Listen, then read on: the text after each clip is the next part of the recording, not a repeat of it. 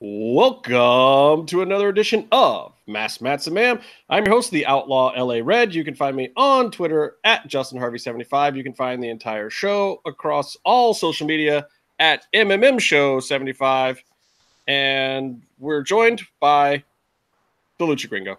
Hey, just me. You know what, man? If we're gonna be a duo show, we should get your homie Ralph on here, and we can be the new Kevin and Bean of Lucha Libre. Oh man, Ralph's podcast, which is now a Patreon kind of thing that you got to pay like $3 for. His new podcast is amazing. Ralph Garman. Yeah, it's so much fun. And the segments are so pedestrian. Like he's keeping it so simple because the real entertainment is just hearing that guy talk.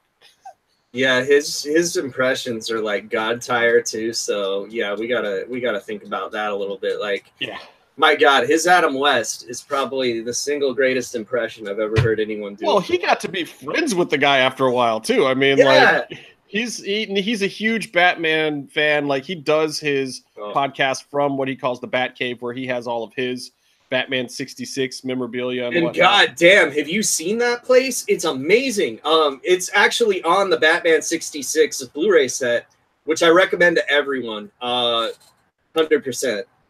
Yeah, I gotta get a hold of it. Anyway, hey, look, it's Mass Mats and Mayhem. It's just Justin and Casey here. I need to let your camera be on, which is weird because people don't see the little bottom window when there's only two of us. I think you have to have 3 people. Oh, so they don't see my little Hannibal Lecter hanging out there until I talk? Yeah, they didn't see you doing the shower thing during my intro or any of that. No. Well, I don't have video. You don't have your video on anyway. I was still doing it though, so it's weird that you know that. Are you watching my house, Justin? Oh, me? No, never. I don't spy on my co-hosts. I bet the Channel 4 News is somewhere like outside my window right now, though. I don't spy on any of my co-hosts. I couldn't tell you that Jim is in line over at PWG right now, draped in young single women. I couldn't tell you that Byron is in a subway tunnel right now, hiding from a police officer who's trying to chase him down on a restraining order. Yeah. I could not tell you that Meatloaf is dead asleep, drooling with a pair of Phantasma's panties hanging out of the side of his mouth. And his wiener tucked between his legs. So I am. That. Oh yeah, I'd fuck me. I am definitely not spying on any of my MMM show co-hosts. That's good because like I don't know, man. I don't know. Like I'm not wearing clothes right now, so I wouldn't want you like seeing that. Let me turn my camera off. I'm just kidding, or am I? Yeah, dude. I have some news, man.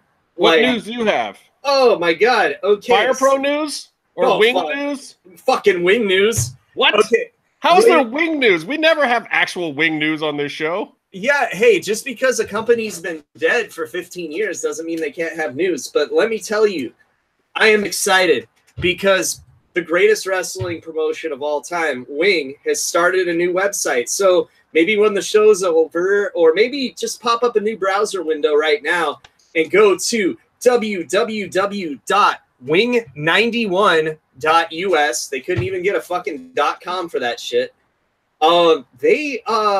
Wing's coming back with some official merch.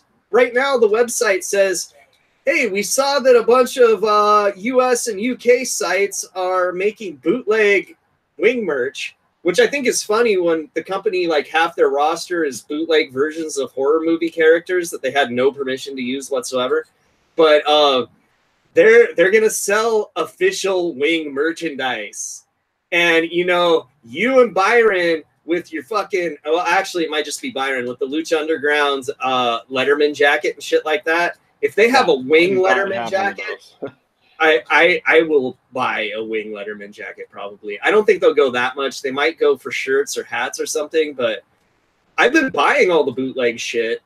So I'll support official shit too. I just bought a Wing Monster shirt. Has all the greats like Leatherface and Jason the Terrible, fucking Crypt the Keeper, and Freddy Krueger, of course, and it's got Victor Quinones in the middle, and it says, "We are the danger." And if you didn't see my Twitter tell you to order it, you're fucked because it's sold out now.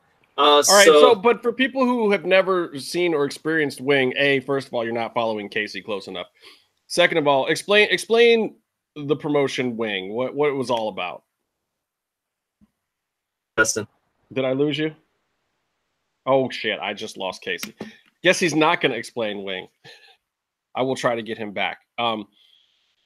Tonight, also, I want to talk about the Contender, which, oh, you're back. Hey, sorry, you asked. Oh, and then you dropped out again. You're having some kind of technical difficulty, I think, my friend. Justin? Yeah, now I have you. Okay. Okay. Okay, so yeah, you said so for people, and then that's when I got So disconnected. for people that don't know what Wing is, can you explain a little bit of what Wing is? Okay, so Wing is a Japanese hardcore wrestling promotion that started in the early 90s. It influenced a lot of what ECW did because this was 1991. Yeah, it was like what, like almost a Japanese, like a Japanese ECW, except some of the gimmicks were ridiculous. Crazy. Yeah, so they would just get dudes in monster masks and have them be, you know, characters. So they would have Freddy Krueger, who was Doug Gilbert. They would have Jason the Terrible, that wasn't the Jason the Terrible from Stampede. He was a dude from Puerto Rico. There was new Jason the Terrible that came in to feud with him. So that was Tracy Smothers as Jason. You had... I don't think I knew that. I don't think I knew that the second Jason was Tracy Smothers. That's awesome. It's pretty hilarious because, like, if you watch the match, it has Japanese commentary on it, and they won't shut the fuck up about Smoky Mountains. So I think that they're spoiling that he's Tracy Smothers during the match. But also Hot Stuff. I lost you again. Unless it's my connection, but I don't think it is, Casey. Anyway, my internet is garbage right now. Sorry. I can tell. you're coming in and out. But you got to post some of those links because Casey got me hip to a few of the links, and like I had seen a few things way back in the day, like at some tape trading parties or something. Yeah. Which is like that was my whole exposure to Wing, and it was just kind of like, what the fuck is that? Yeah, so like if you watch IWA Japan, which is the ones that did the King of the Deathmatch tournament that Cactus beat Terry, that basically became Wing. So IWA Japan was International Wrestling Association, and Wing actually stands for Wrestling International New Generation. Not to be confused with my Fire Pro promotion, Wang. Which stands for? Wrestle Arts New Generation. I needed something that started with an A. Well, see, I hope Wing's not making a comeback because I almost want to do Wang as a real promotion one of these days. Like, as soon as Byron decides to come off of his real money, Mark Money, and Billy Corgan us, we should just start a promotion. Yeah. I mean, some of our listeners are already doing that apparently, but you know what? They won't have the cool monster mask guys that are just us and a bunch of masks, so we don't have to pay wrestlers. Truth. I'll bump for you. Yeah, dude, you can be Pleatherface, our non-copyright infringing Leatherface. Instead of a chainsaw, you would have a buzzsaw. Can I kind of be a cross between Leatherface and the Gimp from Pulp Fiction? I was thinking more like a cross between like Leatherface and like Vince Neil or something. Okay. So you'd have like a blonde mullet wig and then like a Leatherface mask and then like hot pants that are like red pleather. You know, you got to show off for the ladies. Your Fire Pro character already does this, by the way. And you're going to do like a Wild Billiam thing, right? Where you come to the ring with lotion and do a tuck. Yeah, my name's going to be my name's going to be Big Bad Buffalo.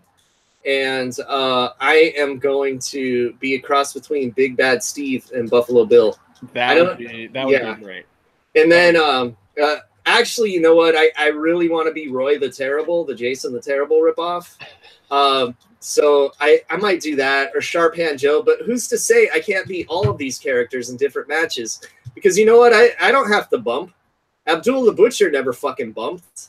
Okay, but the one character that I would really like to bring in that already exists is Inward Taker. Oh, dude, yeah. Because Willie Mack would pop for that. Oh, dude, yeah. Shit, man. I actually had like an idea for Willie Mack too, that we can bring him in and give him like a Simon Phoenix gimmick. because I think he would be awesome at that, and I also think that would be like the best gimmick in the history of professional wrestling if someone was just Simon Phoenix from Demolition Man. As long as we can get Katarina to play Lenina Huxley, that would be totally fine with me. See, I was gonna offer that role to Carmen Perez Rosnes. Done. Sold. Absolutely sold. Okay, I'm absolutely fine with all of these things. Oh, we are going to talk about some stuff tonight. We're gonna talk like about fucking Demolition Man. We're gonna. I mean, obviously, we're gonna do that. We got an interesting episode of Lucha Underground that we'll probably jump into first. I want to talk briefly about WWE Hell in a Cell, their upcoming pay-per-view or lack thereof. I want to talk a little bit about UFC for sure. Some boxing. We got Triple G Canelo 2 tomorrow, and the Contender is on. Probably just finished right now. And if you're not watching that show, you're crazy. And the first episode, if you go to Eric Van Wagnen's Twitter right now, I believe you can get the first episode for free on YouTube. So if you haven't checked out the Contender yet, do that. I'm going to talk a little bit about the last 2 episodes because we were actually on the air during last week's episode. But I mean, let's jump into Lucha Underground. Interesting episode, coming off an episode where like 15 minutes of it was vignette last week. We had, I believe, no vignettes this week. See, man, I don't call it 15 minutes of vignette. That was a match, but just a vignette. Right. That was the whole Byron thing. The thing that the match not in the temple thing. Yeah, which was, I mean, Byron's gonna call it his idea all you want, but let me tell you something, Byron, you fuck. Where are you, fuck face? You know, the Boiler Room Brawl says hello. That's all I gotta say. Well, yeah, and I don't think it was really Byron's idea so much as doing more of it was a Byron request. After the one that they did last year, or a couple of the ones they did last year or the year before that. I can't even remember anymore. I can't believe we've been doing this show for 2 years already or more. But yeah, but you got to see a ton of that again. You got to see kind of the abridged version of that as the recap at the top of the show. And then we jumped right into Evie versus Daj, which was interesting live because the crowd was very confused. And this happens a lot when you have basically 2 baby faces, technicos, whatever. Yeah. Facing off. But you know, everyone likes them for completely different reasons. So there was this weird kind of bewildered crowd, and everyone had been feeling like Evie was going to get some kind of push this year. I even said it. I said it on camera to the social media department at the very first taping that I thought that Evie might end up with the belt at some point this year. So, you know, this was the moment where I thought, oh shit, are they going to fucking put the Gift of the Gods on Evilise? I thought that they might really do it. And you know what? It went down. They were going to do it. And since you said that to them, they like, oh shit, he figured this out. We got to change it. Well, you know, I feel like DJ does do that every now and then. And sometimes I think sometimes he just says, nah, fuck it. The most obvious thing is still the best thing. So I'm doing it. Yeah. But at least Stevie didn't go over Pentagon. So, hey. Right. Yeah. Well, but going over on Daj would have been tough too, because I'm actually really liking this top of the mid card position for him. I think it's just a great spot for him. I think he's been doing it perfectly, and I have yet to see him wrestle somebody where he didn't make it a great match. Do you remember the Lotus match? I mean, this season. Okay. I mean, that wasn't really a match anyway. Pentagon came out and just murdered them both, which that's what happens when you piss off my homie. But that's been part of the problem with Dragon Azteca in the past is he just hasn't gotten the time to shine, and he hasn't gotten a spot where I think people can really get the flow of what he's doing. I think his connection with the crowd this season was great. I think what he was doing in the ring was great. And for a lot of the crowd who wasn't necessarily fond of some of the changes and new things at Lucha Underground, I feel like Dragon Azteca Jr. is the linchpin and kind of the stability point of Lucha Underground right now. Of you're getting this consistent thing that always feels like what Lucha Underground is supposed to feel like every time he's in the ring. And I think he's the person that stands to benefit the most out of the whole roster for Prince Puma leaving, like big time. Because hey, man, you know, their trio was Rey Mysterio, Prince Puma, and him. So you know he's gonna get third banana status in a team like that. Now he's the only banana. So yeah, and he's got a fruit bowl for every one of you. And look, I think he did exactly what Ivelisse needed in this match. And this match to me looked like they definitely spent time in the back working it out. It was very fluid. Evie's work rate was great for this particular match. And I think a lot of people have complained about her work rate in the past, or, you know, that she slows down before you want her to slow down in the rest spots and stuff, you know, when the action is picking up. But I didn't see any of that in this match, live or the edited version. I thought it was in fact, this one was really, really close to how it went down live. It didn't have a whole lot of editing or trickery to it. They didn't speed it up a lot. It pretty much felt this way live too. And the whole crowd came around to the story of the match. There was good ring psychology. Whether you think she's the greatest or not, like, obviously I don't think she's on the same level technically as Ray Horus. That would be absurd to say that. Or Jack Evans from the Heavens, the Star Destroyer, right. The Dragon Slayer. But I think that the effort she put forward in this match was great. I really liked what she did with this match, and I think that she put in the time, and I think you reap the benefits when you put in the time. Yeah, hey, I'm just glad that she's not been so snake bit this season, and she's been able to show more of what she has, you know? Well, that's one of the other things too. I felt like at the beginning of the season she was still a little gun shy, and it was like, can I blame her? No, I mean, she's pulled up lame every season. It's like, if she can just literally limp through a season, her whole career is going to be in such a better place than if something freaking happens to her again. And maybe that's why she doesn't win this match in the end. Maybe DJ's in the back like, I'd love to put it on you, but you might break something on the way to the back. You might, yeah, you know. They can't. I don't think they've ever stripped. Have they ever stripped someone of a title officially on Lucha Underground? They have. No, she still had a title with the broken leg. Don't forget. I mean, she was the proof of no, we don't strip people here. Except for AR Fox, he kind of got fucked. Yes, he is the one that got stripped, literally. I think that is the one instance of somebody. Oh, so he's literally stripped. So he's gonna come out as like a naked Midian gimmick, but he's AR Fox with his dong out. Nope. Can't happen. Nope. He's like, I got a couple soldiers for you right here, pal. Terrible. Say hello to the general. Time to salute. Oh my God. Anyway, I thought it was cool that the crowd got behind it, and then what really pushed it over the top is EXO. We got an EXO promo, which is amazing. Keep in mind, Puma didn't speak the entire first season. Right. And he was the champ. People, you know, it's hard for the guys in the back to write you a promo. They don't write them for a whole lot of people. And to see EXO get a chance to come to the top of the stairs and cut a promo, I thought was awesome. And it was a good promo. It's not like I break ankles because I'm strong, and breaking ankles makes me strong. Oh, and I'm going to talk about that promo too. The other thing I'm going to say is, and I want to preface this by saying I am completely straight, but EXO came out looking cute as hell. How is that a thing?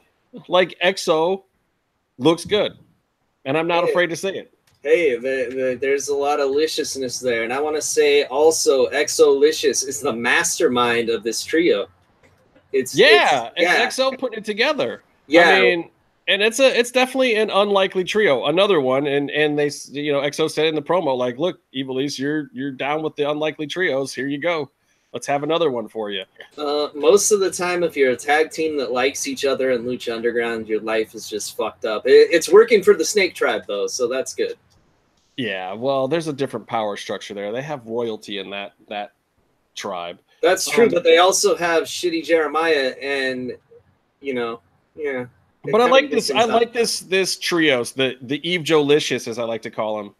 Eve Jolicious. That's the official name. Eve Jolicious. That's it. Which I can't believe it took me this long to come up with that, because it's been months since I knew about well, you should send it to DJ, because his idea was just calling them Good Team. Oh, DJ, you're never going to live down this whole naming structure that you have going at this point. Good Team. Good Team. Oh, God. Super Friends. Big Bad Steve. Oh, this is going to, Jake Strong. And to him, we're going to be Asshole Podcast, but it's fine. Yeah, I think they've been well achieved, thanks to Byron. Yeah. Oh, yeah, that guy. He's still on this show, I think. Yeah, we'll find out. DJ might call me up and be like, "Look, I can't ever let you guys in the temple again if you keep having Byron on the show." That might seal his fate. I think it's a sacrifice we'd have to make to get rid of Byron in that case. Yeah, because we get paid every time we're in the temple. Like, a lot of people don't know this. I just wasn't in the budget for this season, which is why I never showed up. But, I mean, if you hadn't upped your rate so high. Yeah, I know. It's this teaching thing, man. You got to make the money somehow. It's definitely not in student teaching where you work for free, so. Anyway, yeah, I really love the EXO promo. At some point in time, I am going to go back and cut EXO's second interview with us out of episode 100 and just put it as a standalone thing, because a lot of people have not gotten to it. And that first EXO episode we did is our highest rated episode, thousands and thousands and thousands upon thousands. Oh yeah, and plus they gotta hear Urban, our homie, asking the best question to Exolicious that's ever been asked, and we're not gonna spoil what it is. And the best part too was Urban asking us if he could ask EXO that question. I'm like, fuck, I'll go for it. I'm pretty sure EXO would love to answer that question. And EXO thought it was pretty hilarious. So and Byron's not even here to talk. Byron hung out with EXO last week, right? Yeah, he got a mark photo and everything. Like, what the fuck, Byron? Where are you at? He's been going to wrestling shows all over the place. I hope he hasn't been killed. He might have like a Kevin McAllister situation where he's lost in New York right now. I don't know.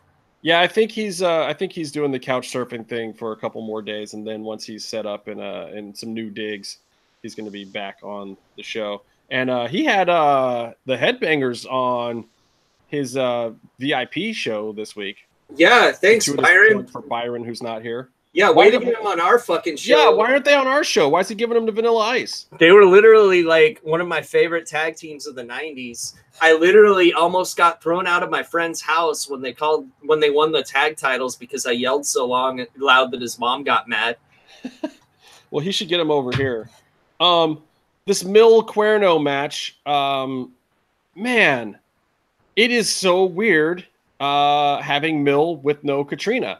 And you know what? It's weird having a double disqualification finish in Lucha Underground, even though it was to set up something. I kind of dug it. I liked, purely for the Antonio reaction. I mean, the hold on was at epic levels. Hold on. You see, we do not have disqualifications here, but there is a first time for everything. Like, in a few episodes, maybe it will be the first time this season is good. I do not like the leaks in the ceiling, Justin. They get all over my dick and my balls. So true. I don't know why I went there when Eric was on, but it was all I could think of would be unfortunate and unpleasant about a leaky roof. My brain just went there. It was pretty bad on a couple occasions. There was some, like, the main set was okay, but then like everything else was terrible.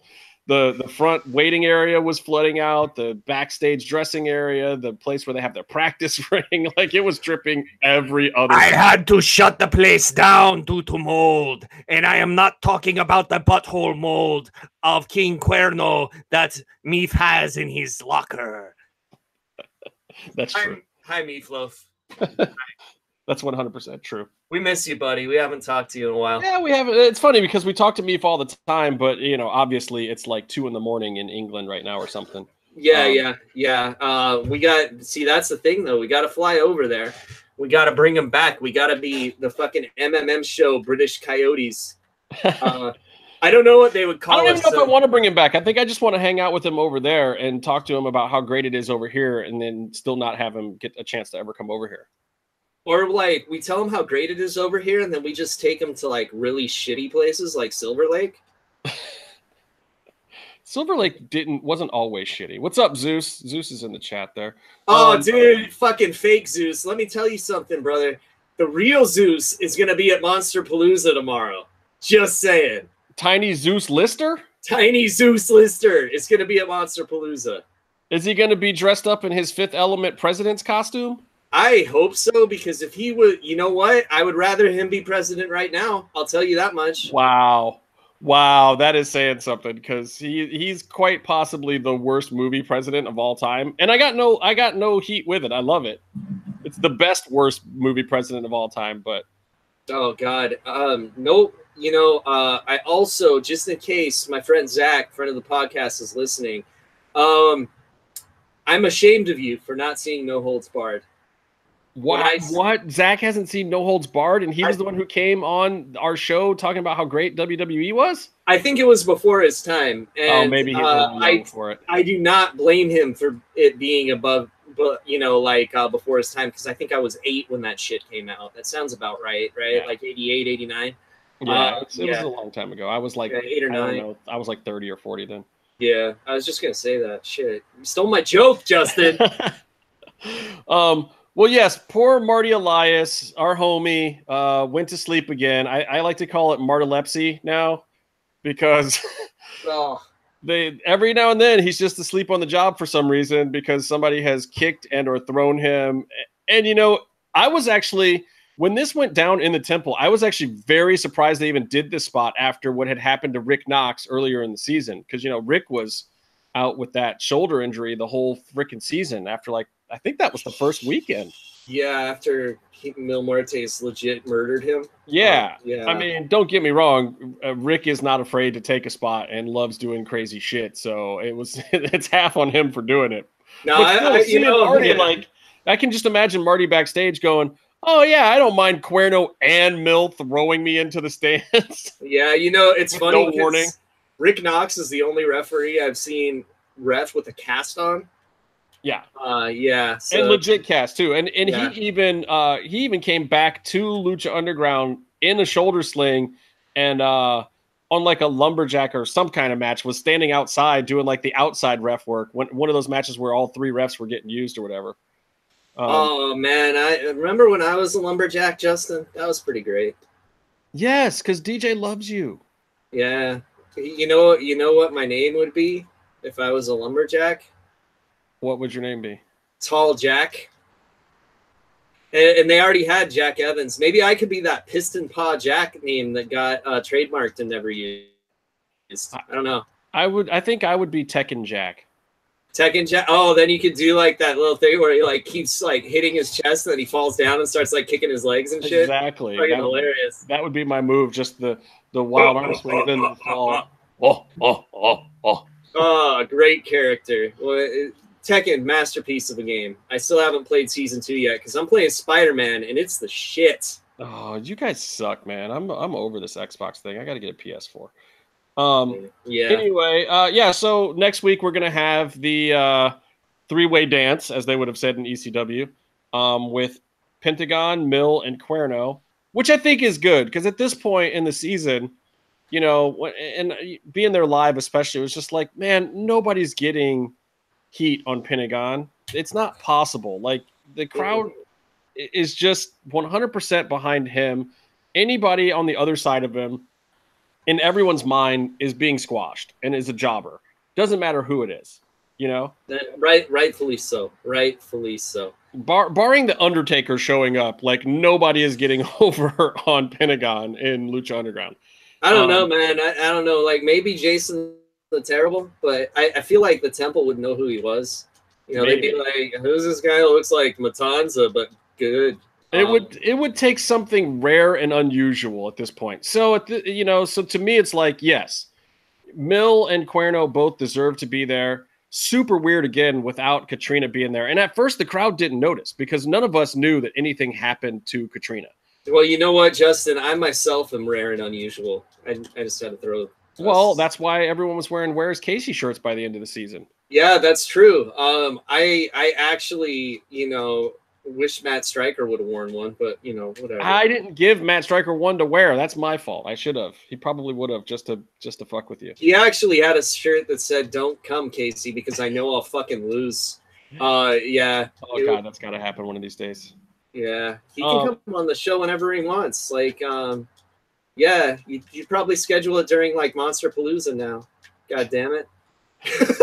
He's coming tomorrow. All right, so we got to talk about this Fenix thing, this new zombie strong style thing. So Super Friends are reunited for what looks like it's going to be one time only. Fenix is back from the dead. Melissa is way too happy about it, and Aerostar is very skeptical, rightfully so. Yeah, it's like, way to go, Melissa, you fucking necrophiliac. So here's the thing I'm interested in. We've got two gimmicks. We've got Jeremiah Snake, which is zombie Sami Callihan. Yeah. And then now we've got zombie Fenix or whatever the fuck he is. Well, let me tell you something, Justin. Sometimes that is better. Oh, you don't want to jump off that rope. You know, oh, you want to go off that rope over there. Oh. Sorry, I had to do it. I promised. I love it. I'm not stopping you. It's two guys who have basically the exact same gimmick. They both died in the same match. They've both been resurrected, and they're both not completely themselves.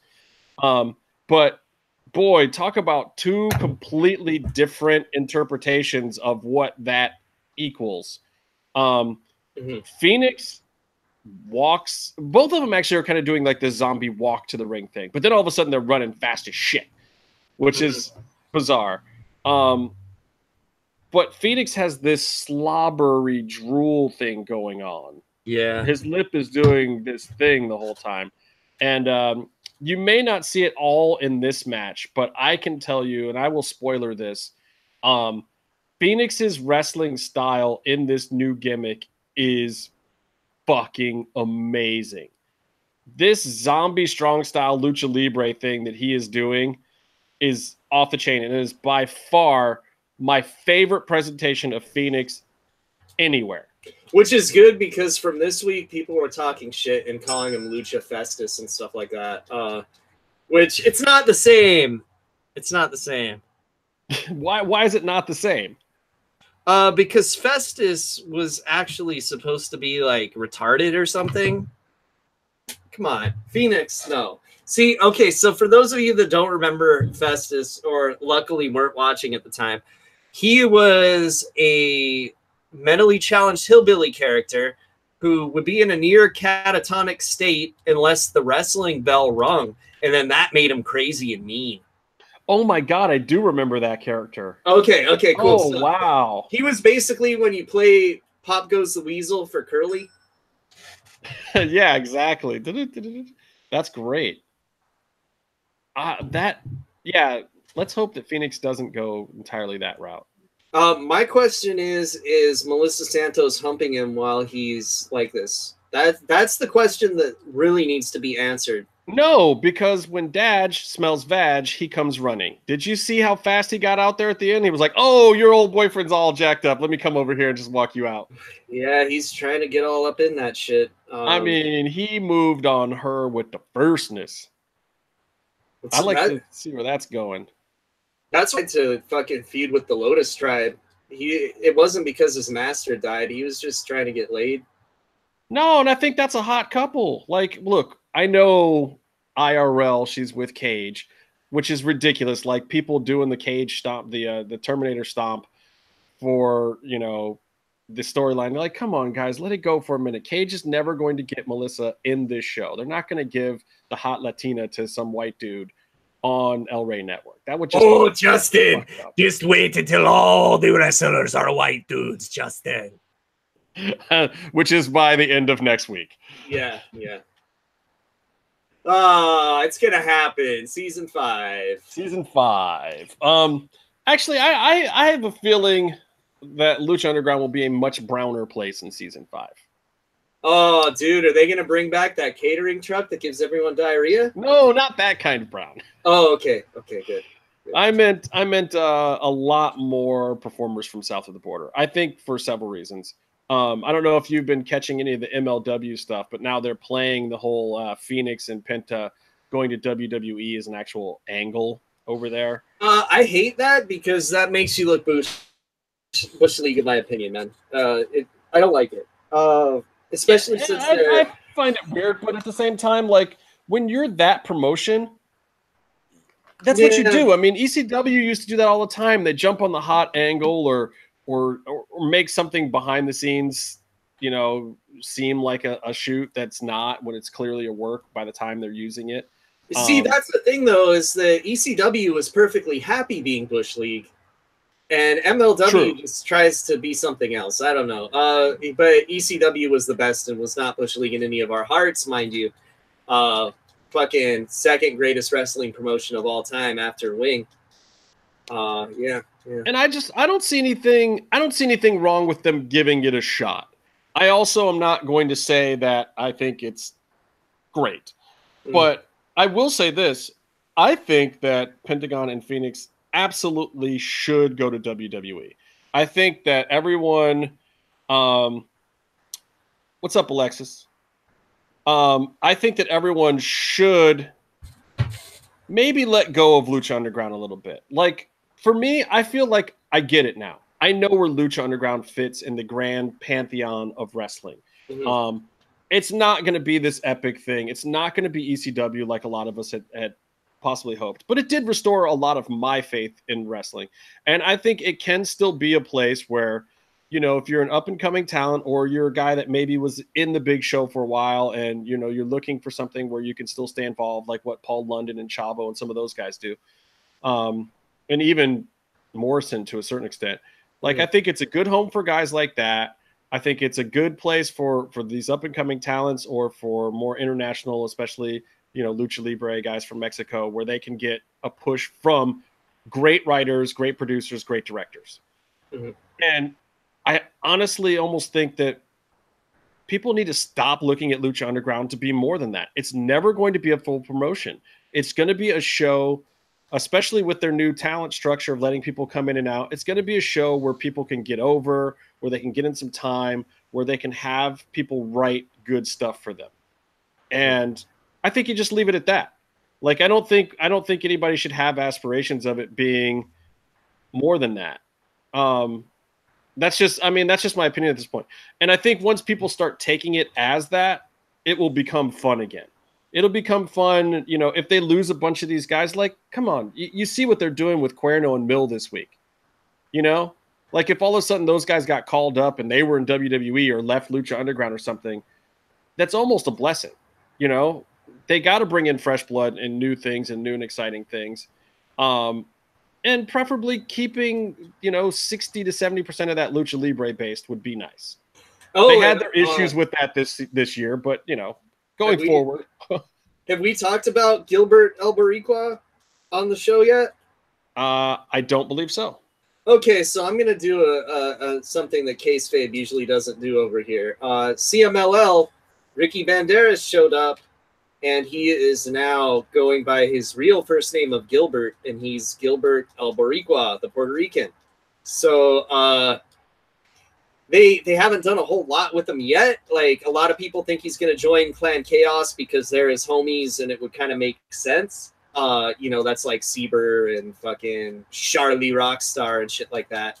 But just him being there makes a really interesting dynamic for Lucha Underground because he's not like Pentagon and Fenix. He is completely in fuck AAA mode and not wrestling there. So, right. He's basically where Fenix was 2 years ago. Right. And this is so it's an interesting dynamic. Not that he's a wrestler in Lucha Underground or anything like that. But if Mil Muerte suddenly becomes like a skinny white dude, you'll know why. Be like, yeah, hey. It will be very interesting to see what they do with that. And especially with Katrina being gone now, I could very easily see them saying that the Mil Muertes thing has run its course. Or they'll be like, hey, not that I'm saying they should fire Ricky, because I love him and I love the gimmick. He's one of my favorites. He is by far one of my favorites, and Mil Muertes is probably my second or third favorite character in this company. since, you know, Dante Fox hasn't been on all fucking season. Right, but it's one of the ones they did right, where it's like, let's bring a guy with a little bit of this background, give him a new mask and a new gimmick and a great backstory that we can play with for a long, long time. And that was what I was really hoping we would get more of this season. And plus, come on, if you make a guy basically the Undertaker, of course I'm going to be down for it, you know? So it's like, come on, they're doing the right thing with this guy. I just hope that he stays there for a while. And I hate that he's not with Katrina right now. I don't like that. Well, I don't know. I don't know what the reasoning was behind it. I don't know if she wanted to move on, if they wanted to kill her off, if she's even really dead. I don't know what the deal is. I can tell you, though, that it was weird because I don't feel like most of the crowd even noticed that she wasn't there for this match at first. And the stoppage and everything, it was just like everything felt off, but it felt intentionally off. Mm-hmm. But nobody in the crowd really was getting it. And I turned to whoever I was sitting next to that day, and I was just kind of like, dude, where's Katrina? Like, I didn't notice until halfway through the match. And it was like, oh, maybe she had some scheduling conflict or something. Nobody knew she was dead. Nobody had a clue. You guys should have started a "Where's Katrina" chant, damn it. Yeah, and I mean, it's also obvious now when you see the show, like even the dress color change and all that stuff. Because we were like, wow, what's this ring attire when she did that? But yeah, because I mean, it didn't really, like, it wouldn't really ring any bells because she changed her attire every season. Right. But always something black and yeah. But the red thing was, you know, pumping some blood back into her veins in a metaphorical kind of way.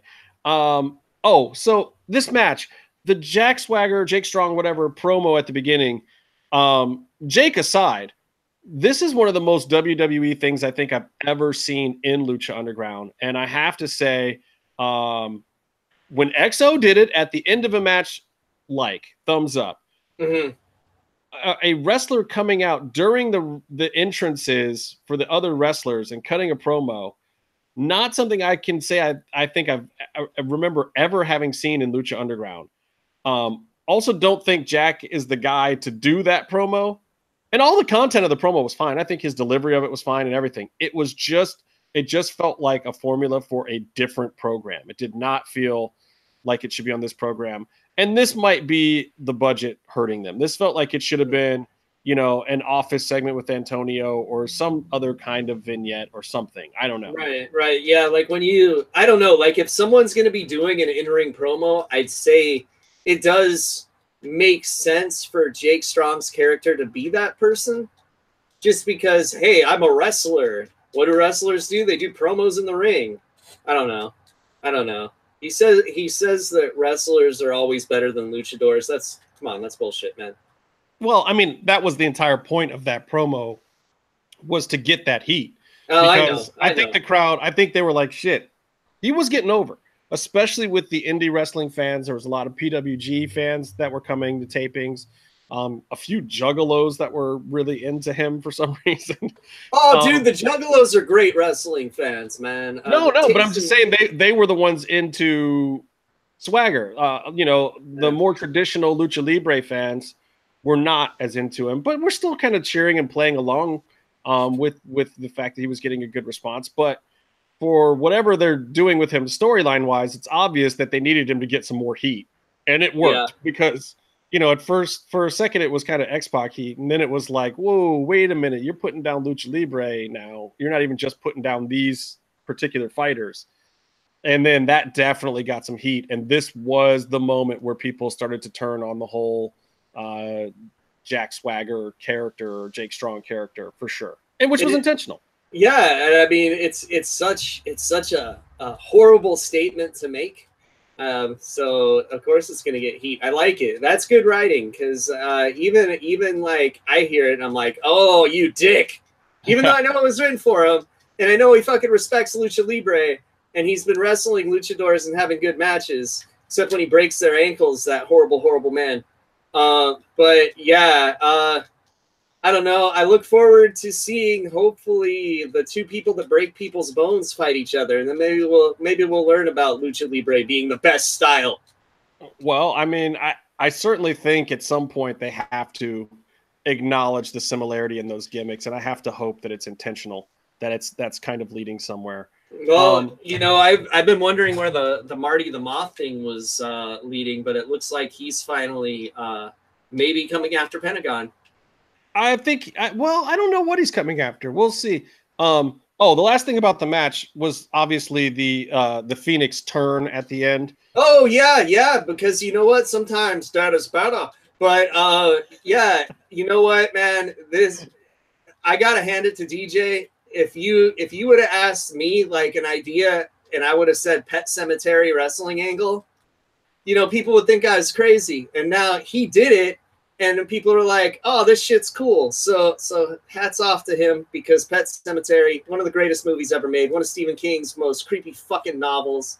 So thumbs up, thumbs up. It definitely got the required reaction from the audience.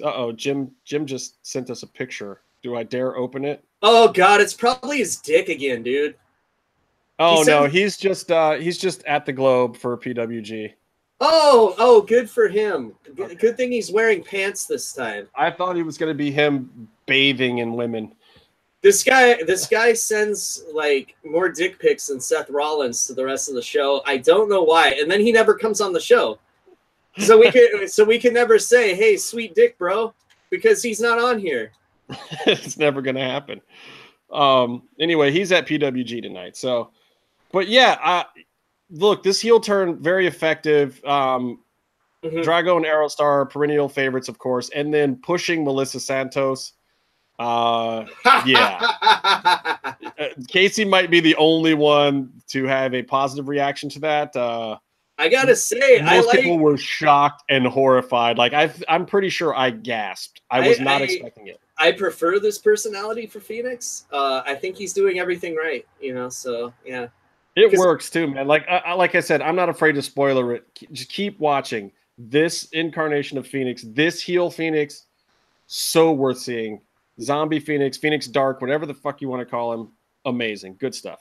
Because I mean, do you really want to get saddled with time travelers and lizards? I mean, as great as they are as wrestlers, I mean, if you're like dead, it makes you think about what really matters, and that's spitting a lot. And you know how much, and you know, like Fenix, even when he wasn't a zombie, spit all the fucking time. If you cheered too loud on the way to the ring, you might get some of his spit in your mouth, and it was fucking gross. And now he's drooling. I think he's not a zombie. I think he just has a saliva gland problem. I think he might be a Bernese Mountain Dog now. Maybe the level of slobber in the weeks to come is epic. Or Saint Bernard, you know, like he could be the Cujo of professional wrestling. He is amazing. You know, Evie Dub might have been worried about having meat in the tacos, but it should have been worried about giving Phoenix his gimmick, because I'm pretty sure he ruined the mats. Ruined. Yeah, you know, Joey Ryan makes the ladies in the temple do something similar. They ruin the seats constantly. Yeah. So now we've seen Antonio Cueto has an affinity for opening things with interesting tools. Yeah. I think this is a new gimmick that we're seeing develop here, because this week he had a very, very fancy bottle opener from Home Depot. Yeah, I heard that at the end of the season he opens a safe with a dildo. Oh my god, I would love to see that. I mean, that would be terrible. Trust Fund Moth family from La Jolla. If you've never been to La Jolla, go there and you'll understand Marty's character very, very quickly. So he comes in with the same amount of cash that his sister bought her title match with. I feel like they should make them even more like Trust Fund people and pronounce it La Jolla, but La Jolla. I like this angle, and then we get some mystery wads of cash that came after the initial wad of cash for something as of yet undisclosed that Marty would like from Papa Cueto. You know, Justin, this is the only mystery wad I want to see come from Marty the Moth. Yep. Yeah. Yeah. Could have gone a lot worse. It went a lot worse for me. I will tell you the story of what happened to me from Marty. I think it was either after next week's match or some other one, but yeah, he's. Are you saying Marty jizzed on you? Because that's kind of where I was going. Yeah, it was close to that. It was close to that. But I'm going to save that story for the week it actually happened. So awesome. Yeah, you don't want to violate those NDAs, man.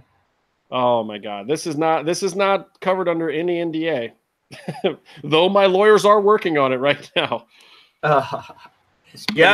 We should actually just start an NDA for our listeners so that people have to listen to our podcast instead of other wrestling journalists just stealing our shit and not fucking giving us credit. Just saying. It's been a long time, but I'm still bitter, is what I'm saying. Yeah, bitterness is good. Yeah. I mean, it tastes delicious, unless it's a bitter almond taste, and that means someone's poisoned you with cyanide. That has been your safety. Here's the weird part for me. I'm allergic to almonds too, so they're both basically cyanide for me. Oh shit! How would I know if I got the cyanide? Because I'm already allergic to nuts. Oh man. Okay, I'll leave them in my pants next time. I'm sorry. Thank you. I want to talk real quick about Impact. Yes. What about Impact, Justin? What about X Division competitor Brian Cage, or such things? Yeah, he's teaming up with the Lucha Bros against OVE at their upcoming Bound for Glory. I think that's a good thing. I think that's the last person the Lucha Bros should just trust, but he's had so many versions of his character, I don't remember which one hates Mexican people now. So this is true, and it's very strange because every place, I mean, I guess a lot of these guys are working different gimmicks, different places, but it's one of those things that's got to make you happy for Cross, because everyone's doing something totally different with Cross, but there is this continuity of character, probably because it's true, where he gets to be this raging psychopath pretty much everywhere he goes now. Oh yeah, that's just our homie, man. That's why we love him as a person, because that's just him, dude. It's kind of real. I mean, yeah, maybe he's not actually murdering people every week, but he is sitting at home watching Natural Born Killers, wondering about the feasibility of going on a killing spree. You know what I mean? Well, you got to respect a guy for that. We're not going to put him on blast if he's out killing people. He can do whatever he wants, in his free time. He just doesn't have to kill us, just, lesser podcasts, which there are a significant number of. Yeah. I have to say, I like what they did with the Katarina Grado angle. I thought that whole thing was funny, where they basically turned on her. I wasn't expecting that. It was actually pretty well written. I don't know where they go from here, because now it feels like the angle's dead. But yeah, I don't think. Well, she could always get somebody to try to fucking kill him or something, which could be a thing. But I don't know. I like Grado so much. He's just a great person. No, and it's great. And I like that they're getting that middle of the show time, and they're really letting them, have the time to work something with the angle and do a little something with it. It's fun. Mm-hmm. And all three of those guys are fairly good performers, and I like their in-ring stuff too. It's one of the entertaining portions of the show to me. I'm a big fan of Sami Callihan, so I've been liking a lot of his OVE stuff. Though I like him better as Jeremiah Snake right now. I think that presentation is pretty amazing. I'm not sold on the Moose, Austin Aries, Kevin Cross thing. I almost feel like it's taking too much away from all three guys. Cross got this great introductory push that, is probably the best one across any promotion this whole year, is the best introductory push, except maybe Ronda Rousey. I'm going to say it, Justin, because I don't think other people are going to say it, because, politically, it's great that they just keep hitching all these wagons to the greatness that is Kevin Cross, because that's clearly what's happening. And hey, good for him, man. If he could get these guys over, and plus, they had some pretty cool combination attacks. That Saito and then the fucking spear afterwards. That shit was dope, man. Okay, and I was all for that. But it was like, Moose was getting this big kind of push. It was a face push, but whatever. He was getting a big push a little while ago, and that's just and Austin, I thought, his whole belt collector thing that he was doing for a minute there was great. And it's weird because I wonder if this is taking a little something off of all of them. Now, the good thing, especially for Cross, and maybe even for Moose too, is that, we were talking about, man, are Cross and Moose going to have to face each other? Not what, a month and a half ago. But now they're actually put together, which was something I never could have imagined ever. So kudos to them for doing something in wrestling at any point in time that I couldn't have imagined. All I gotta say about Moose is he's not even the best wrestler named Moose. And see, I was thinking Moose Knuckles, because remember, like, Mickey Knuckles went to TNA and they called her Moose and it said Knuckles on her pants, so her name was basically Moose Knuckles. But then there was the great Moose Kolchak that actually used to wear like a Mantar style headpiece into the ring, and the only person that gets this reference is Matt Stryker, because I would drop it on him in the wrestling game and he'd say, "I submit, tap, tap, tap, tap." Let's play some Pokemon cards instead. Because he could beat me at Pokemon. How about that? Does he play Pokemon? He looks like a guy that would play Pokemon. Let's just put it that way. I wouldn't put it past him to bust you down with a Charmander. He's like, "I am bringing in Charmander, the Fantastic Flame." Oh, God damn it! I don't know shit about Pokemon, dude. I don't either. Oh man, that's good stuff though. I wish we were a Pokemon podcast sometimes. So the one thing I gotta say about Impact, there was a part of a promo where Rich Swann comes in. I don't even remember what was happening because the camera work at this particular moment was quite possibly the worst thing I've seen in any professionally televised wrestling show in a long time. Is this the autofocus thing you were talking about? Yeah, I'm pretty sure it was like a camera on autofocus in a backstage segment. And there was like a painted mural in the background with like faces and stuff on it. And they're in Toronto.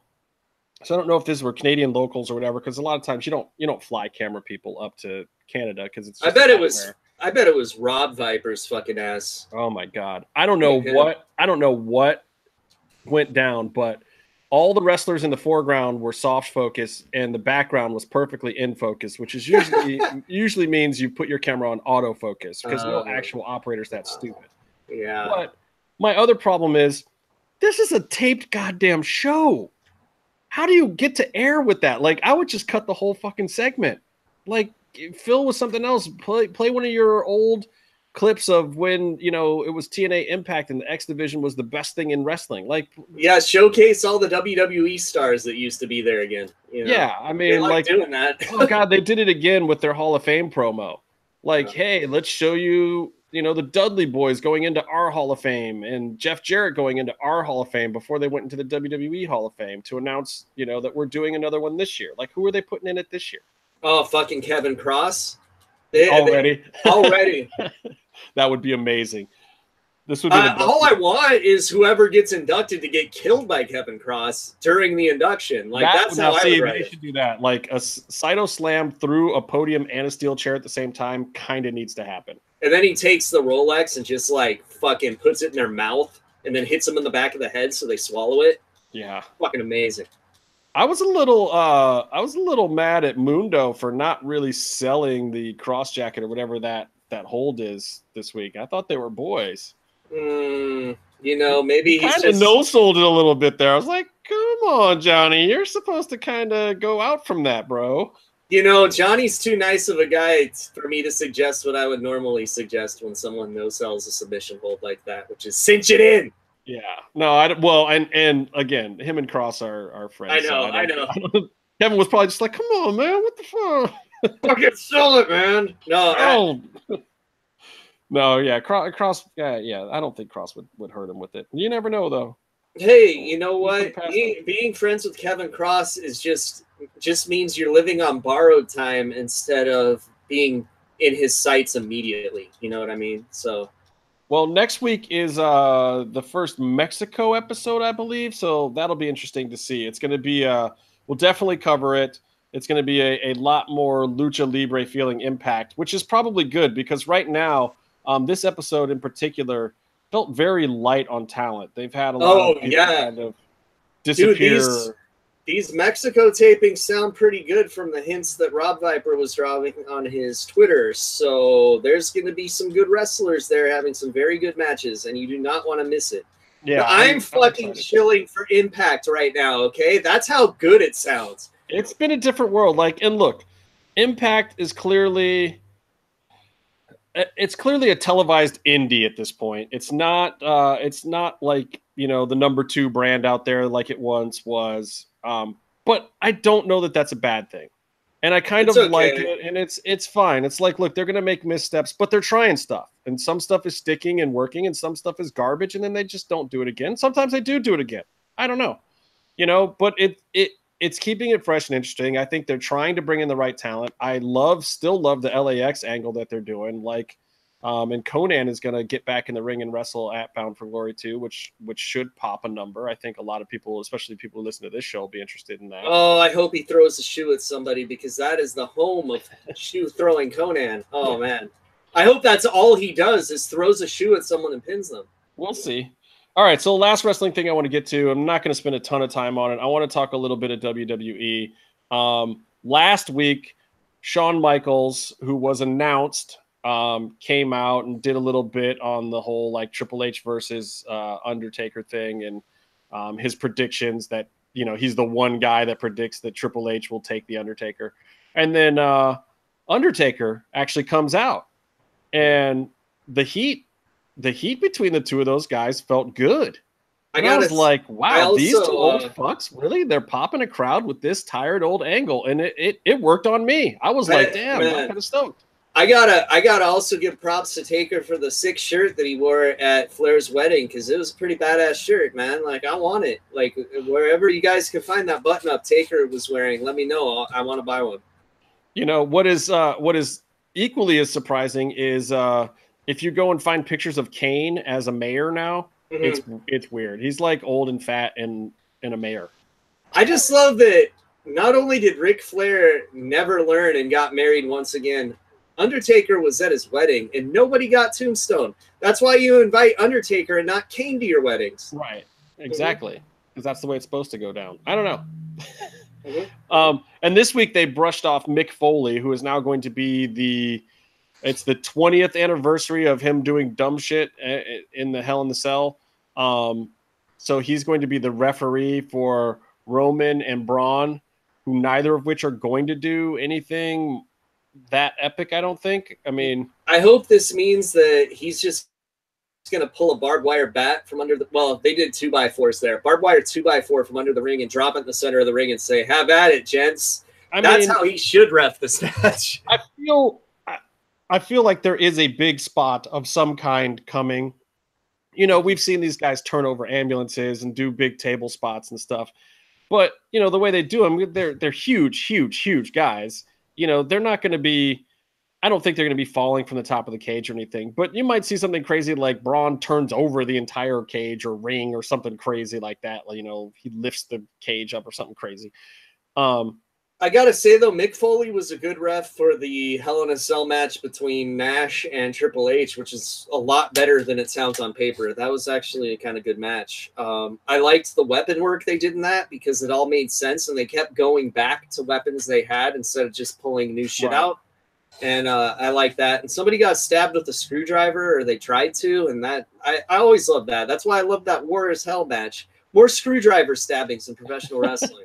More screwdriver stabbing. I'm a big fan of skewers. Yeah, skewers are pretty great. I still like thumbtacks. You know, like the people forget the thumbtack parts of that match when Undertaker drops the tombstone on Foley with the fucking thumbtacks, and Taker got them all up in his knees and the side of his arms too. That to me was tremendous. I love that match. I remember watching that live on pay-per-view, and, you know, Mick Foley's always been one of my favorite wrestlers. He was actually the first heel I ever cheered when he was in WCW. Yeah, when I was cheering Cactus over Sting. Bang, bang, bang, bang. Which probably makes Meatloaf really angry. I would cheer almost anybody over Sting in WCW. Oh, just because he was really dumb and that was his character, right? Like he would always trust someone and get fucked over, and it would happen repeatedly. Like he was like the dumbest person in wrestling. Yeah, he was like the guy who was so dumb he wasn't even in Point Break to me. And and you know, Dustin Rhodes in WCW was the second dumbest because he trusted Arn Anderson. Come on. Come on. That was not wise. Yeah. Yeah, so I don't know what to really expect with that match. And look, WWE, I'll give them props. They're coming off of a great pay-per-view with SummerSlam. But I don't know. Like, that match, Braun and Roman, is what I'm supposed to be expecting something big from. Like, I'm not expecting anything big out of what else we got? Fucking Joe and AJ, dude. AJ and Joe will be great. That'll just be fun to watch. That's 25 minutes of solid entertainment, period. Doesn't matter what happens to me. Doesn't matter who wins or loses. Don't care. That's just a good match. Again. And the cage is just there to keep AJ's wife off of Samoa Joe's. Are they even doing that one in the Hell in a Cell? See, that's the other thing. I don't even remember. I don't know. Gimmicked pay-per-views. Everyone's like, I'll see you at Hell in a Cell or Hell in a Cell. But then only like 1 or 2 of the matches get to actually be in the cage. I think that it hasn't been officially announced as a cell match, but people think it's going to be, which I hope it is. I mean, it's going to be a good match anyway. When have these guys had a bad match with each other, Yeah. They're, it's just crazy that those 2 guys are fighting over the WWE Championship. I'm almost surprised that Ronda versus Alexa is not in the cage also, just so Ronda could talk about how, once I get you in a cage kind of thing. But maybe they'll save that angle for sometime. Oh, God. I wouldn't be surprised if that's just so they can have interference in the match. Let's see. Then you got Becky and Charlotte, which, Master of Disguise, Becky Lynch. That's a great wrestling gimmick that I think doesn't get enough mileage, so that's pretty great. Okay, here's one that I find so tragic. Jeff Hardy, who I feel is really in a great place with his current incarnation and reinvention, which he loves to do, and sometimes it completely fails and he becomes just totally irrelevant for months or years on end. And sometimes he comes up with an incarnation that works. Like, he's doing this new eye paint thing or whatever. He did it in TNA too, but I mean, it looks cool. I think it's working right now. It puts him as a really credible top of the mid card guy where he has been most of his career and deserves to be. And he's actually really interesting. And even the promos he's cutting in this feud are interesting. He is very interesting. Yeah, which Jeff Hardy, interesting promo. What world am I in right now? Rare. And so, and then you finally get Jeff Hardy getting all the right things behind him and going, and he's in a feud with Randy Orton. Yeah, who is doing his 2-month fall stint that he does every year to keep them kind of afloat until they get into WrestleMania season. And last year it was the Bray Wyatt thing, right? Terrible. And I don't like Randy Orton. He's always been one of my least favorite wrestlers. It's basically like him, Sheamus, and Dolph Ziggler are my least favorite WWE wrestlers, and it seems like they're always on whenever I turn it on. Well, yeah, and Dolph is definitely a snooze fest to me right now. But Randy Orton is like, I don't get it. Like, he's not a bad performer. He can cut a decent promo. He's giant. He's almost as big as Brock Lesnar. I mean, it's like, why is it that the only time I've been entertained with him was his feud with Mark Henry, which was a fucking shit, by the way. Yeah. That was great, but that was all Mark Henry being awesome because he's one of the greatest wrestlers of all time. Yeah, I don't know what it is. I don't know why Randy Orton is such a miss. Like, I couldn't put my finger on why I don't want to see Randy Orton. I really couldn't. I couldn't tell you a good reason. And in fact, I just want to say that if people want to shit on me saying Mark Henry was one of the greatest wrestlers of all time, go listen to TwitWow instead of our podcast. Don't let the door hit you in the ass on the way out. I've always liked Mark Henry. Oh, dude, he's fucking awesome. Like, his World's Strongest Man championship run where he was just murdering everyone was fucking beautiful. That and his fake retirement with the salmon jacket, or as Byron says, salmon. Yeah, that was pretty good too. What up, Paulie Cross in the chat room? Oh, is he shitting on Mark Henry? I know. Not yet. No, he just came in with a woo. I think he was at Ric Flair's wedding. Oh, that's good. That picture with all the tongue kind of fucked me up a little bit, man. So what else we got? We got the Ronda, Alexa, AJ Smo. We talked about that one. Jeff Hardy versus D-Bry and Brie versus The Miz and Maurice. Okay. That one's in a cell, right? I don't know. I don't know. And then you got your this is your favorite match on this card, Casey. Ziggler and Drew McIntyre versus Seth Rollins and Dean Ambrose. Hey, it sucks because I used to love Seth Rollins and Dean Ambrose, and now I could not give less of a fuck about either of them. Look at Dean Ambrose. He is so over it. He could not give a fuck. There's no reason to care about him because I don't think that he cares about you. Like, he does not. I don't think he cares about anything he's doing in the ring. I don't think he cares about being with his homies. I don't think he cares about his gimmicks. I do not think he cares. The dude just shows up to work, does whatever the fuck they say, kind of does it, whatever, and then goes to the back and takes a shower and goes home and has a can of beer. Hey, like, I just don't. I think he's just totally over it at this point. He needs a break. Hey, it's it sucks because he just had a break. Well, I know, but I'm like, and I feel like he came back fresh for one taping, and then after that, he's just been kind of listless. Yeah, he was so fired up for that one entrance, just that one though. And I don't know if he gets it or not, and maybe it's just hard to maintain that level. But the only time he's fun and exciting is when he's on the Lunatic Fringe, is when he's that amped up, ridiculous guy. Like, he's, he needs to get some of that Stone Cold back. Where, well, I never thought he was Stone Cold. I always thought, but I mean he needs to switch up his gimmick so that he can do kind of a brooding, angry thing and then go wild. Because, see, what he needs to be is, because he was always kind of Charlie from Always Sunny in Philadelphia, right? Right. He needs to be like when Charlie was on steroids in that one episode where where he was angry Charlie. Fucking do that, man. Yeah, he needs a little something. He needs a kick in the pants. And then you got New Day versus Rusev Day now, which would be interesting. I like the Rusev Day, the Aiden English Rusev Lana thing that they're doing. Oh, dude, Rusev is great. He would be a top contender in Wang. I don't know if I would put a belt on him. It depends on what kind of monster mask he'd like to wear. I think I'd actually just give him a Tong Po gimmick, since that's his nickname on Up Up Down Down. But I'd love to see Rusev do a tag run with Aiden English. I think that would be thoroughly entertaining. I think they've got a little bit of that Elias magic going right now. Yeah, Aiden English is great. Member of the Guerrero family. What's not to love, right? All right, that's I gotta talk some. I'm gonna talk about the Contender for a minute. Oh yeah, dude, because it needs help. Well, look, it's weird. There's not a lot of people watching it. But not a lot of people get that fucking channel. Not a lot of people get Epics. But then also within the people who do get it, how many of them are boxing fans? Boxing people watch HBO and Showtime.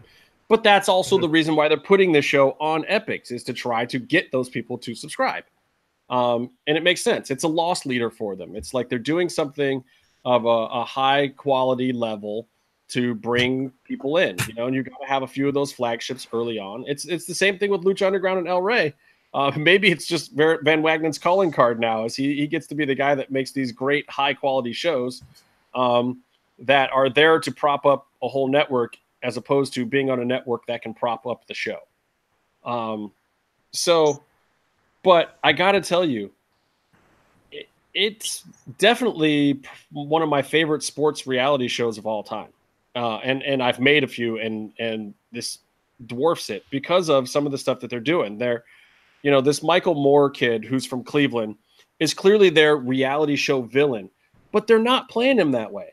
They're showing some of his interactions. They're showing some of the dick stuff that he does, but they're not doing like what The Bachelor does, where they turn him into this cartoonish reality show villain and hinge commercial breaks on it and promos for the next week. The Bachelor just stopped short of them twirling their fucking mustache half the time. Well, exactly. And which is part of why a show like that can be entertaining. Like, you're watching it because you expect them to do that. You expect them to turn somebody into fucking Wile E. Coyote every season. But the Contender is not even doing what Ultimate Fighter would do with a guy like that. Where they play it up and give you some of those antics and whatnot, some of the stuff that real MMA fans never liked about Ultimate Fighter. They're not doing it. They're just kind of documenting what he's doing. They're talking about it a little bit, but then they'll redeem him by telling you how much he loves his daughter or showing a sincere family moment with the guy later. Well, see, Ultimate Fighter had to dial back the annex a little bit because they had people jerking off on the people's food and shit. That's a little too much on the antics. Yeah, they had to take it down a notch. But and there is a lot of a lot of these fighters are rough and from the streets, and then you've got a couple of guys who aren't, who are kind of prodigies and proteges of people that come from way more refined backgrounds and high-end gyms and don't have those kind of hardships in their lives. So you do have an interesting dynamic in there, but they're telling these stories like it's NFL films. It's like that Hard Knocks show on HBO that I've been watching with the Browns training camp. It's like this real great documentary storytelling, and the look is phenomenal. And the thing I love the most about the Contender, and you feel it a little bit with Lucha Underground too, is any sporting event or anything portraying a sporting event that is taped, don't try to make it feel like a live event. Right. Don't. There's no reason to. There's no reason to. I mean, sports is televised and broadcast a certain way because that was the only way to tell that story a long time ago. It was a radio guy, or was highlights over a telegraph was where these things started for people who weren't there. For you would get commentary, and the whole commentary thing came from radio where you couldn't watch it, so somebody had to explain it to you. Yeah. And then one day we married the pictures with the words, and people have always walked this line of how much do you describe what people are seeing, and which is why I always like to turn on a baseball game but listen to a radio broadcast of it. Did I ever tell you about my grandpa, how he hated commentators? So he would mute every sporting event he watched. And then, I'd watch wrestling, and he's like, I don't see how you could watch it with these idiots jawing the whole time.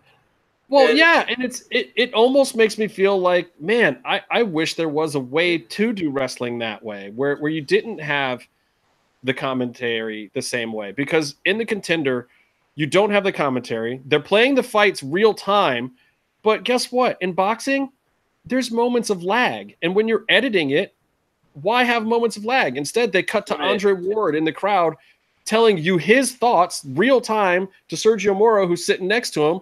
And they're doing real dudes sitting on the row analysis of oh man, he's got to pivot that foot if he wants to get that punch next time. And that's it. And then it's back into the fight with no commentary.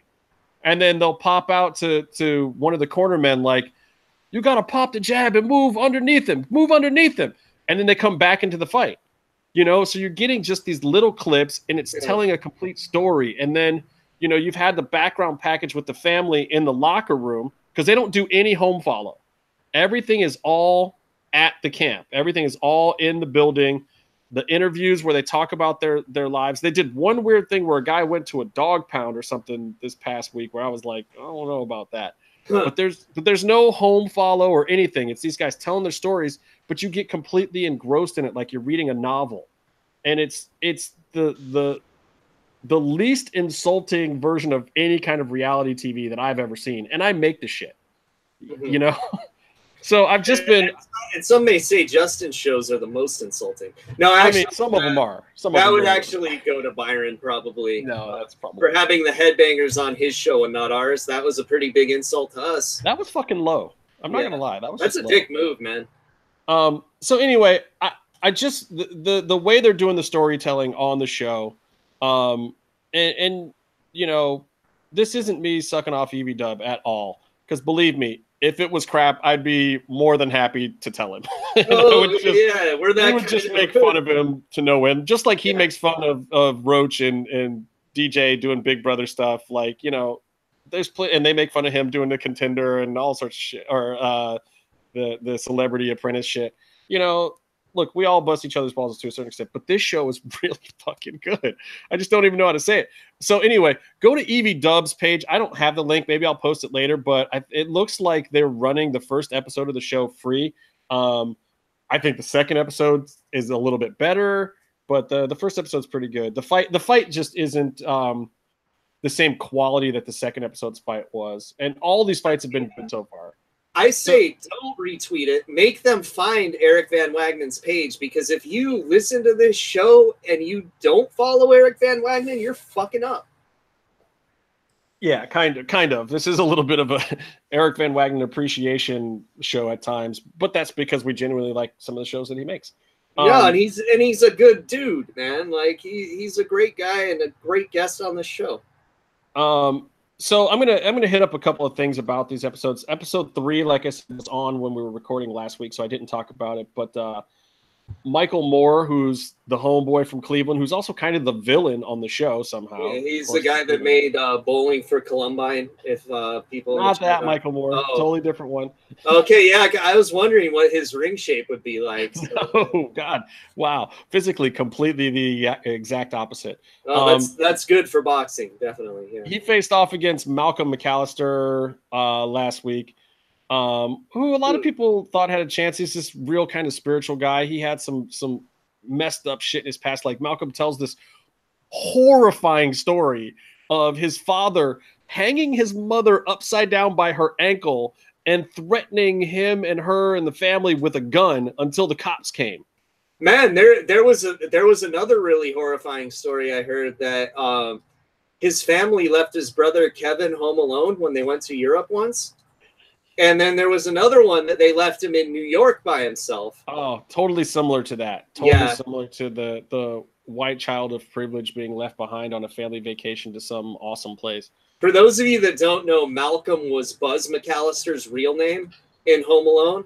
They just never said it in the movies, but he's fighting on the Contender now. Malcolm McAllister and Michael Moore. So there's. Oh God, do you know what really happened to Buzz McAllister?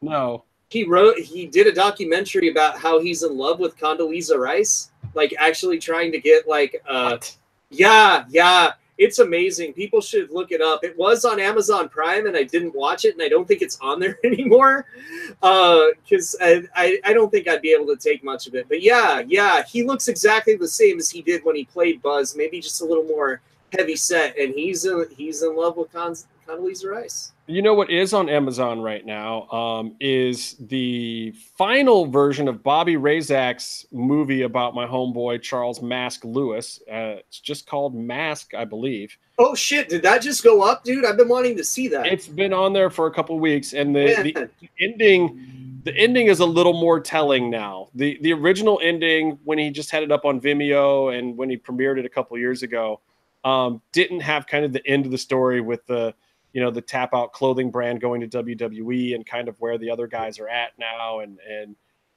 kind of more supposition about how Charles would feel about how things went. Though he doesn't really he doesn't editorialize. He just kind of states the facts. That they turned their logo into a penis and balls. Yeah, basically. Well, yeah. Charles probably would have liked that. That is pretty funny. And I think that the design that they're using was actually one that was created before Charles passed. He had this kind of TO brand. Like he had a nice clothing version where he's kind of do some upscale stuff. And then he was going with an athletic version. Then he was going with just straight fight wear. So they had kind of these different lines going. And now it's turned almost completely into the athletic version. Yeah, they're basically like Under Armour, but with a much cooler heritage to their story. Yeah, exactly. But it's still weird for us that know the old school days of it. But anyway, so that's up on Amazon right now. You should check it out. Like Mask was probably the most influential, person not in my family that's been in my life. So check it out. Show them the accurate story too. Show them the tattoo, Justin. Oh, my Believe ink. He used to always say simply believe or just believe. And then it's kind of like a Tap Out logo with like a 100% in there. He's a good dude. Yeah, so there you guys go. You believe that Justin is telling you the truth when he's one of the most influential people, because we just proved it with the ink work, sir. Yeah, that's the only ink I ever got. I still want some more, but that was the one that got me off my ass. I was like, okay, yeah, I'm going to get some ink from my man. Can't wait until you get that MMMshow logo on your lower back, Justin. I'm actually thinking about doing it up here. I think I might actually do it for real, just because I like Charlie's artwork, and even if we don't do the show ever again, we have spent 2 years of our lives doing it, so I can immortalize it for another. Whoa! It's only been 2 years. I could have sworn it's been like 7. It might have been like 3. I don't know. It's been a while. We've done a lot of these. And we've taken a lot of time off. I mean, you know, Yeah. Conan started his podcast after ours, and they hit 100 before us because they go every week. And also, I've probably been on about 2 years worth, and even if we did 7 years, yeah. But you know what? I'm the most consistent fucking co-host you have, Justin. You are right now, that's for sure. On Fridays, I am, because I have no fucking life. All I do is teach and fucking go to school and work. Well, look, let's face it, we're not Jimmy V, neither of us, and we're the ones that picked this fucking time slot. So, yeah, exactly. All these other guys definitely are not picking this time if they had their druthers. Neither are the talent, by the way. If you're wondering why there's no crazy guests on here, it's because every guest I've tried to get is like, fuck you, a Friday night, not doing it. I get paid on Friday nights. Actually, I heard it was the curse of the MMM show where every single person we have on this show gets killed on Lucha Underground. Watch out, Cobra Moon. I think you're the only... Well, no, and Kevin Cross. Kevin Cross is still alive. We haven't even seen Kevin Cross get in a ring on Lucha Underground yet. Is he even a Lucha Underground performer? Do we even know? I don't know. That White Rabbit guy kind of looks like him. I mean, it could have been like a honky tonk thing where he just comes in for one vignette and that's it. Dude, that would be awesome if, you know, he started imitating Elvis every once in a while. Like, maybe like if he got hit in the head and he just thought he was Elvis for a minute. This is the worst booking ever. Yeah, that's terrible. And let's see. So DJ would name him King Elvis. King Elvis. That would be the extent of DJ naming. King Elvis Cross. Would he go that far, or would he just call him Guitar Swinging Brawler?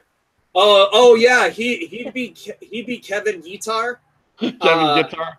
Yeah, but no, it'd be more obvious than that. It'd be like Kevin Guitar Shot. Yeah, but it has to be pronounced guitar, though. Guitar, okay. Yeah, so that he kind of sounds like Pindar. Man, I miss that dude. Where's his head? I don't know.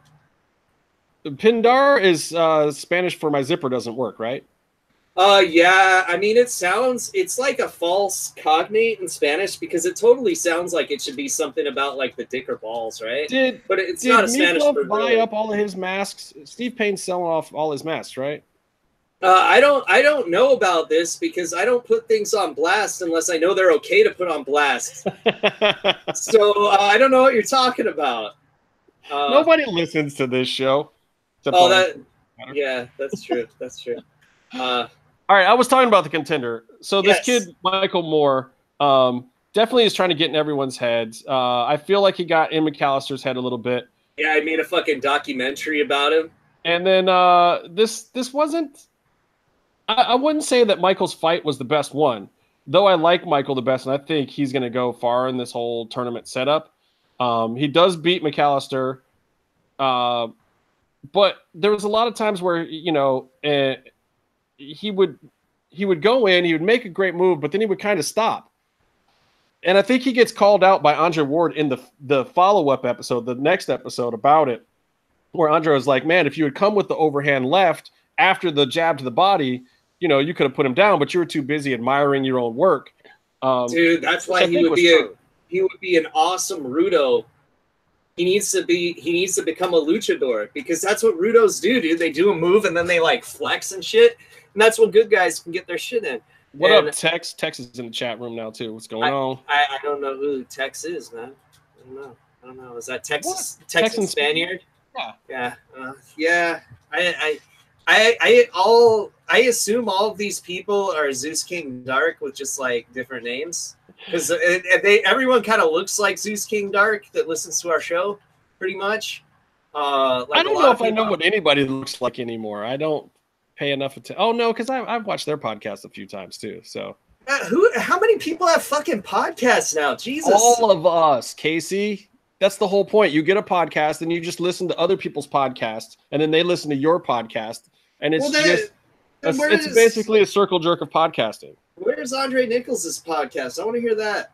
Dude, he's too busy wrestling. Yeah, I know. He rules. Actually wrestling. He rules. Yeah, you guys talk to him about that because he's awesome. Yeah, somebody said put up or shut up, and he's just straight put up. Yeah, dude. He's living the dream of the entire MMM show, except for Jim, whose dream was to have sex until his penis falls off. So his dream was to be Jim? No, yeah, Jim's dream was to be Jim, and he's living his own dream. Yeah. I wish we could all be living Jim's dream. Anyway, so that episode was great. That was episode 3. Episode 4, I love it because at the beginning of the episode, you get to follow the winner from the previous episode. They actually kind of leave you on a low note with a little bit of the loser. And I didn't even realize for the first few episodes that when you lose, you're out. You're gone. Yeah, dude. And I like that better about it. Like, it's not like Ultimate Fighter where you have these guys these hangers. No, it's more real. It's like, bro, you lost. Get the fuck out of here. You're not getting TV time. You're not getting extra training. You don't get shit. Straight up face-off status. Which, when you're by the way, go the fuck home. Face-off isn't a show anymore, Justin. Last season was last season. Yeah, but you know what? A lot of the people that work on the show are going to be at Monsterpalooza. In fact, V. Neal is judging the costume contest along with Rick fucking Baker. Wow. Yeah, that's a pull. And those costume contests are the shit. Yeah, that sounds like fun. Now I'm going to be salty that I have all this other shit to do tomorrow. So the fight for this episode 4 is Gerald Sherrill versus, you're going to love this name, Casey, Quatavius Cash. Quatavius Cash. That sounds... That's a name, dude. That sounds like a fucking wrestler. Like, look, some parents just go and give their kids some made-up, ridiculous nonsense name, and you're just like, you suck as a person. But Quatavius? And Cash? Quatavius Cash? Like, I don't even know what it means, but as soon as you say it, it's like, damn, that's some shit. Fucking the money maker, Quatavius Cash. That's his wrestling name. And these guys, they both walked in undefeated. Cash had been having some trouble staying at weight. And this is one of the weird things about these shows, and Ultimate Fighter too, that people don't know about. With Ultimate Fighter, what happens a lot of times is whatever the weight class or division that they're fighting at for the Ultimate Fighter is, the guys who show up are typically the weight class below it because you have to stay at weight the whole time. So you get people at their real fighting weights as opposed to the ones that they can do, in the UFC where, Tyron Woodley, who walks around at 194 pounds, can all of a sudden be 170 pounds on fight day. Man, yeah. So that guy must take the biggest shits before Quatavius, all these fights are at 160 pounds, which I believe is middleweight in boxing. But Quatavius walks at like 188 or something. So he had to stay close to the 160 the whole time. I think they realized that. Gerald Sherrill picked him out, I think, because of that. And it paid off. Though there was some back and forth moments. It was a good fight. And, even though I know a lot of you aren't watching the show right now, Quatavius had another one of these stories, man. You want to talk about heartfelt stories. Just go talk to a boxer and ask them why they fight. You talk about the easiest producing job in the world. Just sit a boxer down, say, hey, man, how's your mom doing, first of all? And then say, why do you fight? And you're going to get, from one of those two questions, the craziest story you've ever heard in your life. So this poor guy, his mother had lung cancer. And he's talking to the other guys, like Michael Moore, the guy who had won the episode before, was talking about like, yeah, man, people ask me like, how's your mother and whatever. And I'll be like, damn, I'll just say she's doing good. And then I'll realize I haven't talked to her in 4 or 5 days or something. And then, so he already is feeling bad. Like, shit, I don't talk to my mama enough. And then this guy, Cash, goes into this thing about how there was one time where, he got a call from his sister and he hadn't been able to make it home. And then basically she ended up with lung cancer. She thought she was coming back and she didn't. And, one day she's not on the other end of the phone call anymore. Oh. And you're just like, oh, bro. Like in every episode seems to have one of these kind of stories where you're just like, damn. And it's crazy the way they build these episodes. You want to see everyone win. Like, you don't know who any of these fucking guys are, but somehow you watch 10, 15 minutes of it and all of a sudden you care. Mm-hmm. But anyway, yeah, he lost with his dead mama and all. Justin. Yeah. Gerald Sherrill won and proposed to his girlfriend with no ring in the ring, which was honestly, it felt like a real honest and true moment. Like, some dude who is trying to come up and win this tournament, hasn't had any money to put a ring on his girl's finger, and he's just like, fuck it, baby, this is the biggest thing that's ever happened in my life, and I want you to marry me. Oh, Justin, I got one of those stories for you. That doesn't end well. It's about the Spider-Man game. One of the developers had them put on one of the movie theaters that's in the game a proposal to his girlfriend. By the time the game came out, because games take forever to make, they were broken up, and it was still in the game, and people were finding it and tweeting it and all kinds of stuff. And apparently, they bringing your girl to Lucha Underground taping in an MMMshow shirt. Yeah. That's you want to get cursed, buy an MMMshow shirt. Are we selling any merch this week? Never mind. We are actually. The OG Striker shirt is still available for sale. Awesome. So if you want to look like someone that would lose at the wrestling name game, or if you want to look all swole like Jim Velasco, buy like 3 sizes. And we have them in sexy girl cuts too. So yeah. If you really want to look as swole, if you're a lady who would like to advertise for the MMMshow, we would greatly appreciate it, because we know that the men will buy the shirts if you buy the shirts. or if you're a voluptuous dude, that's what I was talking about. Yeah. Dudes. Yeah. Because we can't all be as ripped as the Samoan nature boy Jim Velasco, but who can? Truth. So yeah, the Contender, excellent. Tomorrow, big fight tomorrow. Who we got? Big fight that you've already seen. Canelo Alvarez is tomorrow.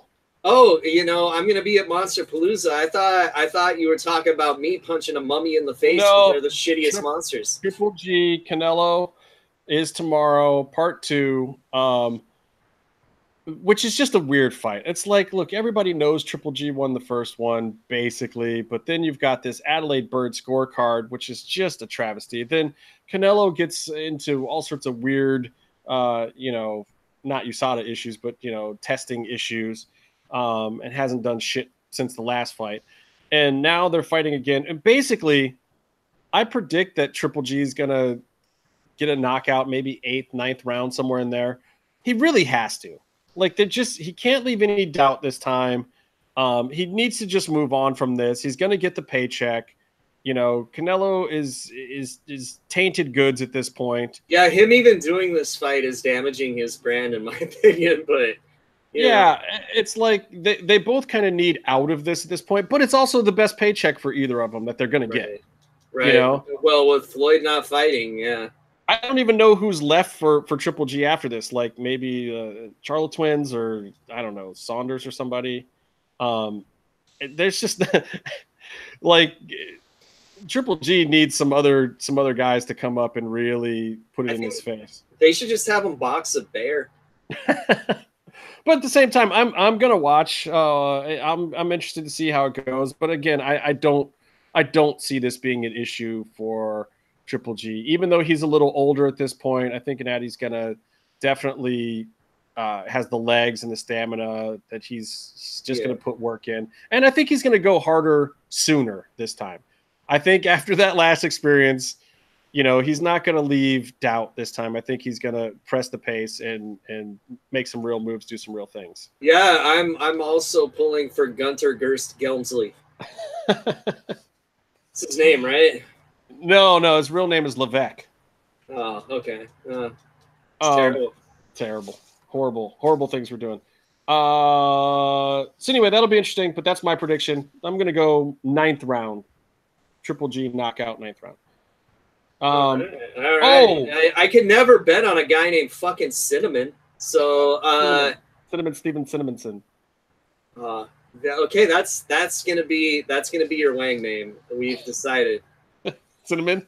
And you can make people do the cinnamon challenge. Like you can shove a teaspoon of cinnamon in their mouth and then start coughing and shit. Shit, that's a solid gimmick. I shouldn't be giving that shit away for free. Bar wrestling. Whatever you guys did with me in Fire Pro, I'm plenty happy with. Just leave that gimmick. Oh, see, we need to do more. Like we haven't shown. Byron put you in like a banana hammock for one of your outfits, like a bright red one. Yeah, because you're the outlaw LA Red. You gotta wear the red banana hammock. Yeah. It's see, so you usually win by giving someone a hand job. It's actually the groin claw, but we know what really happens. No, it's a claw. It's a vicious move. I don't care about the rules. I just want to flaunt them and choke and murder people and rip their units off. It's the brutal vas deferens claw. Oh, Byron usually wins by sitting on someone's face and yelling "eat shit," which is pretty amazing. That sounds like him playing hockey. It sounds about right. Yeah, it does. Except he's the one with someone's asshole, and he's got his asshole in someone's. Well, I mean, mouth. he'd prefer it be that way. Yeah. They call him Byron Salad Turk. He's a giver. They call him the Salad King for some reason. But yeah, something about him peeling potatoes too. I forget what. But yeah, man, it's a pretty solid gimmick. Never name a boxer Cinnamon. That's just terrible. He sounds like Cinnamon. Yeah. I don't care if it's in another language. I got to talk a little UFC, even though that was last weekend. But bam, that was a good UFC. There was some crazy shit. I don't know if you watched it, Case, but I saw the most brutal knockout I've ever seen in my fucking life, but that was the only one I saw. Which one? From the pre-show. I didn't even watch all the pre-show.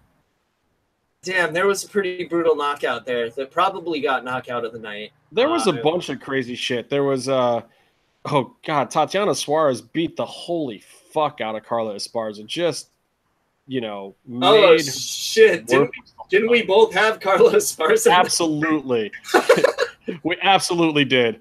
Zabit Magomed Sharapov. Hey, I said it right. Oh shit! Bless you.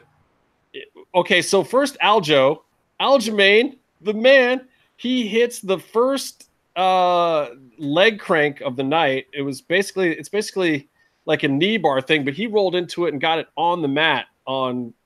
Straight up. If you watch a GIF of it, it was straight up Minoru Suzuki status, and it was fucking amazing. Oh my god, completely real, super creative, and very intentional. Some people thought it was a fluke or bullshit, but Aljo works that kind of stuff all the time.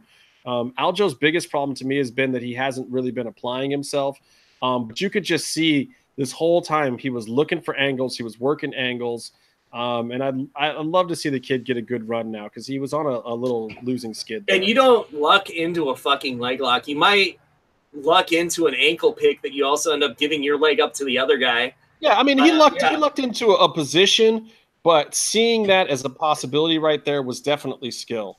Now, Zabit Magomed Sharapov was dang it. I knew I wasn't going to get that right twice in one night.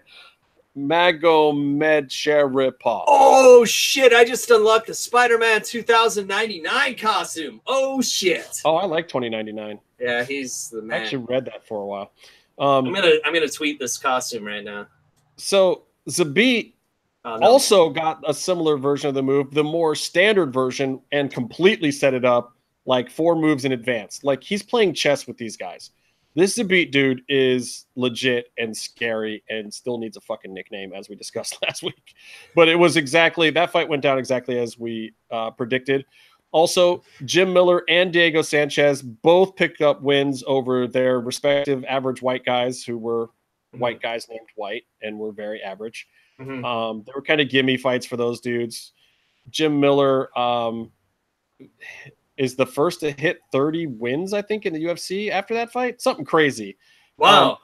Which is nuts because he's been fighting with Lyme disease for the last 4 years or something crazy. And that fucks your stamina. Wow. Yeah, that's and I mean, it's a big part of why I think he might have been on that losing streak, but now he's back. And he got the big win. So and he's gonna keep showing those fucking spirochetes who's boss right there. Yeah, and Diego's still fighting too, which is great. Yeah. Another one I got wrong, but it makes perfect sense. Jessica Andrade knocked Karolina Kowalkiewicz out. Jesus Christ. Yeah. Love Karolina. Got all the heart in the world. Boy, was she outmatched. It just didn't. It wasn't a thing for her. It was not a good night. Oof. And not a good night for our fucking predictions either, apparently. Well, and Tyron did not win the way that I thought he was going to win. He got his first submission in the UFC. He hasn't gotten a submission since like 3 fights before he even got to the UFC. He got the Tony Ferguson Darce choke. Nice. And on a very shocked and dismayed Darren Till. I love the Darce choke. I love that move, and it's one that we never studied in jiu-jitsu, and I wish we did because it's so cool. Know, it's funny because not a lot of people thought it was practical at first, but then Hinzo and Eddie Bravo both started kind of teaching it to their guys. Mm-hmm. And I think it was more their guys that figured out how effective it was, because it was a move that really started coming up in some of the low-level promotions. You never saw it in UFC. Wasn't it Mayhem that did the first one in a really high-profile fight? Yeah, it was a Strikeforce fight, I think. And then you saw Ferguson do a couple of them in UFC, and then it became a and the guys have been trying it in Japan for a while, and it wins every now and then in Japan. But yeah, in the UFC, it wasn't really something that had made it into these camps. Like no one at Jackson's camp was doing it. No one at ATT was doing it. But now, hey, you got Tyron Woodley fucking winning by Darce choke. That's awesome, man. And I feel bad for Till because it's his first loss. The guy just didn't even know what hit him. I don't think I don't think he's in a good headspace right now. It's like, did we really need more reasons to fear Tyron Woodley? And now he's got submission skills that we're not taking serious. I hope he's getting some respect out of it now, because he was kind of on Demetrius Johnson status for a while there, where people are sleeping on him and hating on him, and there's definitely some racial tension out there. Like people who don't like black folks definitely don't like Tyron Woodley.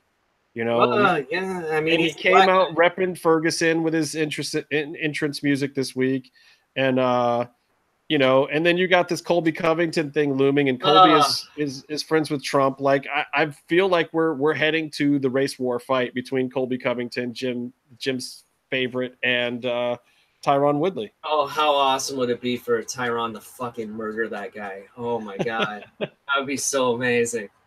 The promos going up to it will get them kicked off of like 5 different networks probably, but I don't know. I mean, Colby's stuff is so scripted at this point. It's still entertaining to me. Like I just can't hate on Colby. Maybe it's my love of wrestling that I like heels too much.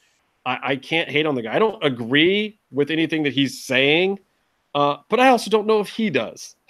You know what I mean? Oh yeah, like he's basically doing Cage's character in AAA in real life. Yeah, and not even hitting it that strong. But I mean, like, look, it's working. You get black folks in the city and hillbillies in the country all behind a UFC fight. Isn't that pretty much the target demographic? I don't know. That sounds more like pro wrestling to me, but I don't know. We'll see. I think it's interesting. And then we'll talk more about the upcoming Connor shenanigans next week. Oh yeah, that's gonna be fun. Oh, yeah. So and maybe I'll get my boy Kui back on here and we can talk about that. And we'll talk a little bit about this Tyron thing with him. The future of Tyron is bright though. Colby Covington right now is the biggest thing he's got to deal with in his weight class for his next fight. That's a payday. B, not a fight he's going to lose. Like, if Colby wins, God bless him. I don't see it happening. I'll predict it right now. Tyron is nursing some hand injuries from beating the piss out of Darren Till's face. I mean, he said like the first shot he hit him with hurt, and then he started throwing elbows for most of the rest of the fight too, just vicious elbows. And I'm a huge fan of elbows, but man, like that fight needed to be stopped. It needed to be over because Darren took some damage, and which is good for Tyron. I mean, he looked great. He finally had an opponent that was A, credible, and B, that he beat the piss out of, because that's what you need. Yeah. To be really great, that's what you want. You want opponents that look bad as fuck beating up everybody else, but then are completely outmatched by you. Sounds good to me. Yeah. Yeah. So, or you want to be Connor, where all of your opponents are better than you, and somehow you fucking win anyway. Yeah, and like just you can fucking go completely crazy and throw guardrails at people and still have a job. You know what? He has getting sued now though. He has achieved perfect Sid status, okay? He basically did the equivalent of stabbing one of your coworkers and then coming back and being made champion. Yeah, he really is Sid. He is. So, he's the Irish Sid. Oh, I'll tell you the thing that Colby did that I loved. The part of his promoing that I loved was him basically saying that Tyron had won the #1 contender spot and totally disrespecting his belt. And I don't disagree with them. The fact that they called Tyron the undisputed champion when that's bullshit. At the moment the fight started, there's an interim belt out there. I don't care if Colby's being stripped of that belt or not. Anytime you have a sitting guy with a belt, whether it's interim or not, in your weight division and you're in a title fight, it is disputed. Right. That's the very definition. Exactly. The UFC keeps doing this. They keep calling the real belt the undisputed belt and the other one the interim belt. But it's like, no, it's not. It's just the championship belt. It's not the undisputed one. He's not the undisputed champion. And as much as I love Tyron, he is not the undisputed champion right now. Do I think Colby deserves to be interim champion? Fuck no. But he is. Yeah, so he's going to have to die for his sins, and Tyron's going to be the one to do that. Yeah, and whether Colby walks to the ring with his belt or not, whether they're out doing promos with 2 belts or not, I don't think there's any legitimacy. I think Tyron has to fight him. You want to clear up that division. You don't want any other dude running around there saying you're the #1 contender when you're the champ. It's just like Razor Ramon and Shawn Michaels, man. Just like Razor Ramon and Shawn Michaels. All the racial and nonsense bullshit and storytelling and work that they're doing aside, another guy out there with a belt in your division has to be dealt with. Period. And dealt with in vicious fashion as far as I'm concerned. Especially in a promotion that's only supposed to have 1 belt per division. You really need to deal with that guy. Yeah. And then you'll actually be undisputed. There you go. That's what it is. Like Tyron is everything. Tyron is the champion. He is the and still champion, but he needs to make himself the undisputed champion. And that's he is in all of our hearts, but for sure. Yeah. for sure. But let's just, let's make it official. Let's beat the shit out of Colby Covington, make Jim Velasco happy, move on with shit. Exactly. Jim's gonna make him a fucking honorary Tongan for his, Is that what Jim is? I've been trying to figure this out for months. He's a Tongan. Yeah, because I kept calling him Samoan, and he got really mad. And the only person that would get really mad if you called them a Samoan is a Tongan. Does he do like hakas and shit like that? Maybe. He looks like he would. I'm not completely convinced that he's not Toa Hanare from New Japan, who isn't Tongan. He's actually Maori, but so Jim can clear this up if he ever comes on the show. All right. So Jim, Maori, Tongan, or Samoan? That's the question. And we're gonna play a little game this week called Maori, Tongan, or Samoan. All right, that's all I got, Casey. You got anything else you want to throw in? Penis. Wait, now you're just cheating. What you guys don't know is we have this little game where I do the little wrap-up thing, and at the end of the show, Casey tries to see if he can get in the word penis before the broadcast stops. So what we're saying is me and Justin have this little game where I try to get my penis in. Yes, and we've been playing it for you. Wait a minute. Until next time, stay calm and stay in the mix. Penis!